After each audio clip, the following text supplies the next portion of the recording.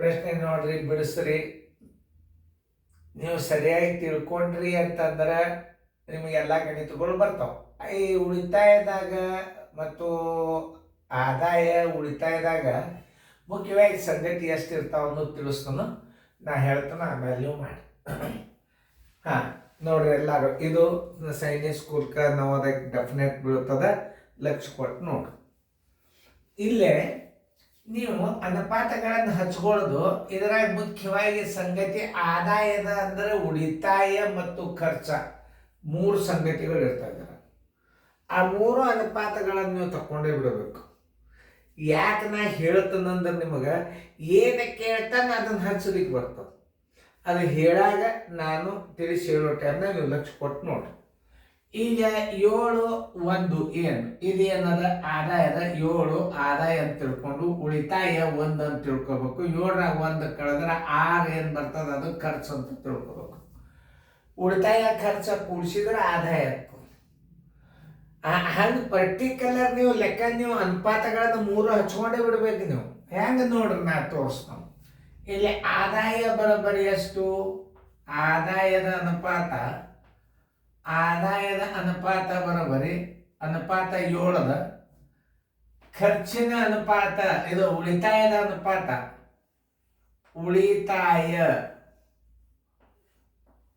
ಉಳಿತಾಯದ ಅನುಪಾತ 1 ಅದ ನೋಡಿ. ಆದಾಯದ್ದು 7 ಇತ್ತು, ಉಳಿತಾಯದ 1 ಇತ್ತಂದ್ರೆ ನೀವು ಖರ್ಚಿನ ಅನುಪಾತ ತಕೊಂಡೇ ಬಿಡ್ಬೇಕು ಯಾವಾಗಲ್ಲ. ಅದು ಹೆಂಗೆ ಲೆಕ್ಕ ಬರ್ತಾವ ಹೇಳಿಕ್ ಬರ್ದೋದು. ಖರ್ಚಿನ ಅನುಪಾತ ಬರೋಬ್ಬರಿ 7ರಾಗ 1 ಕಳೀರಿ 6. ಖರ್ಚು ಮತ್ತು ಉಳಿತಾಯ ಕೂಡಿಸಿದ್ರೆ ಆದಾಯಕ್ಕೆ ಸಮ ಆಗ್ತಿರ್ತದೆ ಯಾವಾಗಾದ್ರೂ. ಜನಸಂಖ್ಯೆಗೆ ಏನು ಸಮ ಆಗ್ತದೆ? ಗಂಡು ಹೆಣ್ಣು, ಹೆಣ್ಣು ಹುಡುಗರು, ಗಂಡು ಮಕ್ಕಳು, ಹೆಣ್ಣು ಮಕ್ಕಳು 4 ಅನುಪಾತ ಬರ್ತಿರ್ತದೆ ಜನಸಂಖ್ಯೆದಾಗ. ಪುರುಷರದ್ದು ಬರ್ತದೆ, ಮಹಿಳೆಯರದ್ದು ಬರ್ತದೆ, ಆಮೇಲೆ ಚಿಕ್ಕ ಮಕ್ಕಳೊಳಗೆ ಸಣ್ಣ ಹೆಣ್ಣು ಹುಡುಗರದ್ದು ಬರ್ತದೆ, ಸಣ್ಣ ಗಂಡು ಹುಡುಗರದ್ದು ಬರ್ತದೆ. ಒಟ್ಟು ಜನಸಂಖ್ಯೆದಾಗ ನಿಮಗೆ ಬರೋದು 4 ಸಂಗತಿಗಳು ಅನುಪಾತಗಳು. ಪುರುಷರು, ಮಹಿಳೆಯರು, ಚಿಕ್ಕ ಮಕ್ಕಳಲ್ಲಿ ಗಂಡು ಮಕ್ಕಳು, ಹೆಣ್ಣು ಮಕ್ಕಳು 4 ಅನುಪಾತ ಬರ್ತಾವೆ. ಆದಾಯ ಸಂಬಳದಾಗ ಏನು ಬರ್ತದ? ಆದಾಯದೊಳಗೆ ಏನು ಬರ್ತದೆ? ಖರ್ಚ ಉಳಿತಾಯ 2 ಬರ್ತದೆ. ಖರ್ಚ ಉಳಿತಾಯ ಸಂಬಳ. ಖರ್ಚ ಉಳಿತಾಯ ಸಂಬಳ 3 ಸಂಗತಿಗಳು ಎದುರಾಗಿರ್ತಾವ? ಆದಾಯದಾಗಿರ್ತಾವ, ಸಂಬಳದಾಗಿರ್ತದ. ಇದನ್ನ ನೆನಪಿಟ್ಕೋಬೇಕು. ಈಗ ಒಂದು ನಾವು ಉದಾಹರಣೆಯಾಗಿ ಆದಾಯ 7 ಕೊಟ್ಟಾನ ಅಂತಂದ್ರೆ ಉಳಿತಾಯ ಎಷ್ಟು ಕೊಟ್ಟಾನ? 1 ಕೊಟ್ಟಾನ. ಖರ್ಚು ಎಷ್ಟು ಕೊಟ್ಟಾನ? 6 ನೀವು ತಕ್ಕೋಬೇಕಿದು. ಅಕಸ್ಮಾತ್ ಖರ್ಚು ಕೇಳಿದಂದ್ರೆ ಏನು ಮಾಡ್ತೀರಿ? ಆದಾಯ ಕೊಟ್ಟಾನ, ಉಳಿತಾಯ ಕೊಟ್ಟಾನ, ಖರ್ಚು ಕೇಳಿಬಿಟ್ಟಂದ್ರೆ 5 6 ಹಚ್ಚ್ರಿ. ಅಲ್ಲೇ ನೋಡ್ರಿ ಆದಾಯದ ಇದು ಆದಾಯ ಅಂದ್ರೆ ಇದಕ್ಕೆ ಹಚ್ಕೋಬೇಕು ನೋಡ್ರಿ. ಆದಾಯ ಎಷ್ಟದ? ರೂಪಾಯಿ 1400 ನೋಡ್ರಿ. 1400 ಆದಾಯದೊಳಗೆ ನೀವು ಹೆಂಗೆ ತಿಳ್ಕೊಬೇಕಂದ್ರೆ 7 ಆದಾಯ ಇತ್ತಂದ್ರೆ 1 ಉಳಿತಾಯ. ಯಾಕಂದ್ರೆ ಇಲ್ಲಿ ಆದಾಯನೇ ಕೊಟ್ಬಿಟ್ಟಾರ ನೋಡಿ, ಮಾಸಗಳು ಕೊಟ್ಬಿಟ್ಟಾರ. ಇದಕ್ಕೆ ಸಜಾತಿ ಅಂತಾರೆ. ಸಜಾತಿ ಅಂದ್ರೆ ಏನ್ರಿ ಸರ್? ನೀವು ತಿಳ್ಕೊರಿ, ಅದನ್ನು ಹೇಳ್ತಾನೆ. ಸಜಾತಿ ಅಂದ್ರೆ ಏನು ಅದನ್ನು ನೀವು ತಿಳ್ಕೊಬೇಕು. ರೂಪಾಯಿ 1400 ಆದಾಯ ಕೊಟ್ಟಾನ. ಇದು ಈ 1400ದ ಅನುಪಾತ ಯಾವುದಪ್ಪ ಅಂದ್ರೆ 7. ಹಿಂಗೆ ಅರ್ಥ ಮಾಡ್ಕೋಬೇಕು. 1400 ಅನುಪಾತ 7. ಸರ್ ಸಜಾತಿ ಹೆಂಗಂದ್ರೆ ಏನು ಕೊಟ್ಟಾನ? ಆದಾಯದ ಅನುಪಾತ ಕೊಟ್ಟಾನ, ಉಳಿತಾಯದ ಅನುಪಾತ ಕೊಟ್ಟಾನ, ಉಳಿತಾಯನೇ ಕೇಳ್ಯಾನ, ಅದು ಸಜಾತಿ. ಮತ್ತು ಆದಾಯದ ಅನುಪಾತ ಕೊಟ್ಟಾನ, ಉಳಿತಾಯದ ಅನುಪಾತ ಕೊಟ್ಟಾನ, ಖರ್ಚಿನ ಹಣ ಕೇಳಿದ್ದ ಅಂದ್ರೆ ಅದು ವಿಜಾತಿ. ನೀವು ಕಂಡು ಹಿಡಿಬೇಕಾಗ್ತದೆ. ಅದು ನೀವು ಮೊದಲು ಒಂದ್ಸಲ ನೀವು ಅನುಪಾತಗಳನ್ನು ಸರಿಯಾಗಿ ತಿಳ್ಕೊಂಡು ಬಿಟ್ರಿ, ಮುಗದೆ ಹೋತ. ಈ 1400ದ ಅನುಪಾತ 7 ಆತು. ಯಾಕಂದ್ರೆ ಈ 7ರ ಮುಂದೆ ಹಚ್ಕೊಂಡ್ರಿ ಏನದ? ಇದು ಆದಾಯ ಅದ. ಆದಾಯ 1400, ಅದರದ ಅನುಪಾತ 7 ಅದ. 7 ಅನುಪಾತ ಇದ್ದಾಗ ಉಳಿತಾಯ ಕೇಳ್ಯಾನ 1 ಹಚ್ಚ್ರಿ.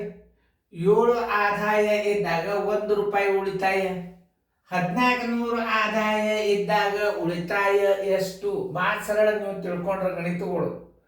ಆಕಸ್ಮಿಕವಾಗಿ ನೀವು ಖರ್ಚು ತಕ್ಕೊಂಡ್ರಿ, ಈಗ ಆದಾಯ ಕೊಟ್ಟಾನ ಉಳಿತಾಯ ಕೊಟ್ಟಾನ ಅಂದ್ರೆ 7ರಾಗ 1 ಕಳೆದ್ರೆ ಅಂದ್ರೆ ಅದು 6 ಏನು ಬರ್ತದೆ, ಅದು ಖರ್ಚು.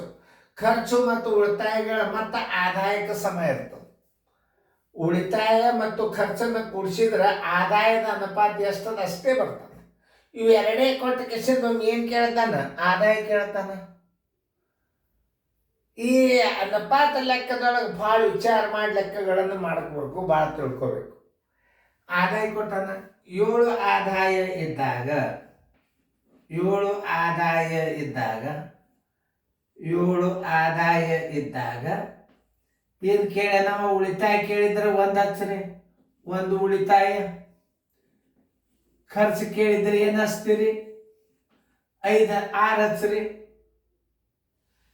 1400 ಆದಾಯ ಇದ್ದಾಗ ಉಳಿತಾಯ ಬರೋಬ್ಬರಿ ಎಷ್ಟು? 1400 ಗುಂಡ್ಲೆ 1 ಸರ್ವಾಸ ಬಾಗಿಲೆ 7 ಬರೋಬ್ಬರಿ ಚಿನ್ನ. 7 ಒಂದಲೆ 7 2 100ಲೆ 200 ಒಂದಲೆ 200. ಆನ್ಸರ್ ಉಳಿತಾಯ ಬರೋಬ್ಬರಿ 200. ಬರೋಬ್ಬರಿ 200 ಉಳಿತಾಯ.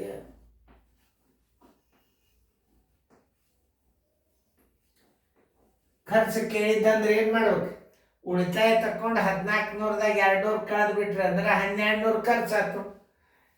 ತಲೆ ಇತ್ತು ಅಂದ್ರೆ ಬೇಕಾದ ಗಣಿತಗಳು ನೀವು ಕಂಡು ಹಿಡಿಬಹುದು. ಅದಕ್ಕೆ creative mind, thinking power is very important. 7 ಆದಾಯ ಇದ್ದಾಗ 1 ಉಳಿತಾಯ, ಖರ್ಚು ಕೇಳಿದ್ದ ಅಂದ್ರೆ 6 ಹಚ್ಕೋರಿ. ಬರೀ ಉಳಿತಾಯ ಮತ್ತು ಖರ್ಚು ಕೊಡ್ತಿರ್ತಾನ, ಒಳಗೊಮ್ಮೆ ಆದಾಯ ಕೇಳ್ತಿರ್ತಾನ, ಬೇಕಾದ ಕೇಳೋಲ್ಲೇಕ.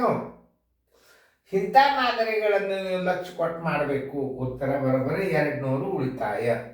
ಚೆನ್ನಾಗಿ ತಿಳ್ಕೊಂಡು ಮುಂದಿನ ಗಣಿತ ಮಾಡಿ.